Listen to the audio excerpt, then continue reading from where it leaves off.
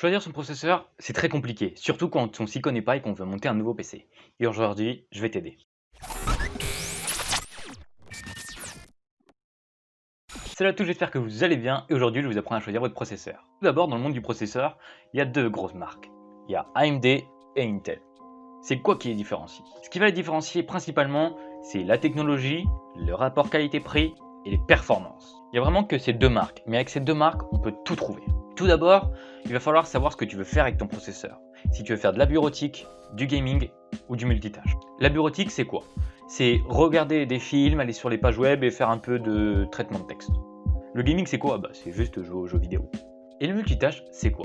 C'est faire du montage photo, des retouches photo, du montage vidéo, du streaming, des animations 3D, 4D, 2D et j'en passe. Là-dedans, ça va être assez compliqué de s'y retrouver. Je vais vraiment tout abréger pour que tu choisisses assez simplement. On sait ce que tu veux faire. Tu veux faire du gaming, de la bureautique ou du multitâche. Tu sais ce que tu veux faire? C'est bon? On continue. Les processeurs, ils possèdent des cœurs. Les cœurs, c'est ce qui sert à ton processeur de faire des tâches. Donc plus il a de cœurs, plus il peut faire de tâches. Ils possèdent aussi une fréquence. La fréquence, c'est la rapidité des cœurs. Donc plus la fréquence est élevée, plus les cœurs ils vont aller vite, donc plus tes tâches vont être faites rapidement. On sait à peu près ce que tu veux. Maintenant, on va voir si Intel ou AMD sont le mieux pour toi. Donc maintenant, ce qui va différencier ces processeurs, ces deux marques, c'est le rapport qualité-prix. Intel propose encore des processeurs très chers contrairement à AMD, mais ils ont bien baissé de prix depuis. Donc il y a deux concurrents, chaque processeur a son concurrent. Chez Intel on retrouve la gamme i3, i5, i7, i9 et chez AMD on retrouve la gamme Ryzen 3, Ryzen 5, Ryzen 7, Ryzen 9. Les i3 et les Ryzen 3 possèdent 4 cœurs. Les i5 et les Ryzen 5 possèdent 6 cœurs.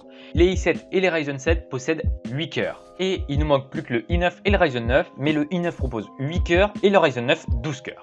Comme tu sais, les cœurs, c'est les tâches qu'ils vont faire. Pour de la bureautique et un peu de gaming, on part sur 4 cœurs. Pour de la bureautique, beaucoup de gaming et un tout petit peu de multitâche, on part sur 6 cœurs. Pour de la bureautique, beaucoup de gaming, beaucoup de multitâche, on part sur 8 cœurs. Le i9 et le Ryzen 9 sont des processeurs professionnels. C'est ton métier de faire des montages vidéo, des montages photos ou autres, par là-dessus. Sinon, on les oublie.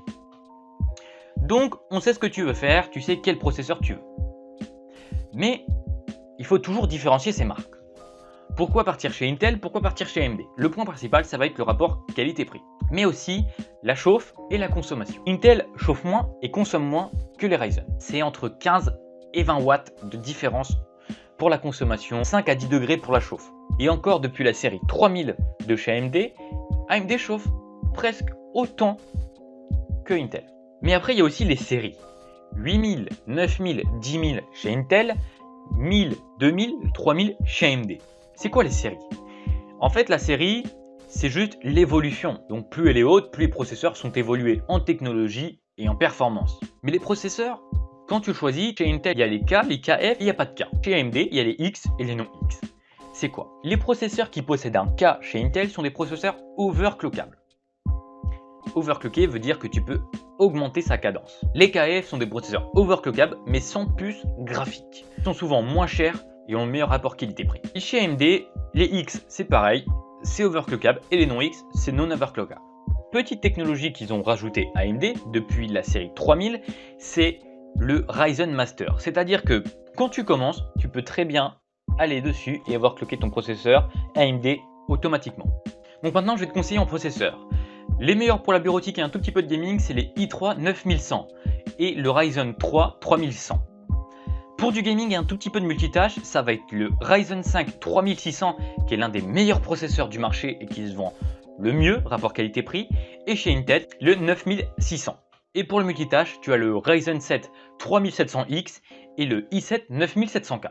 Bon, maintenant tu sais où tu dois partir, manque plus qu'à toi de faire ton choix, voir en fonction de ton budget. Moi je te dis à la prochaine, ciao.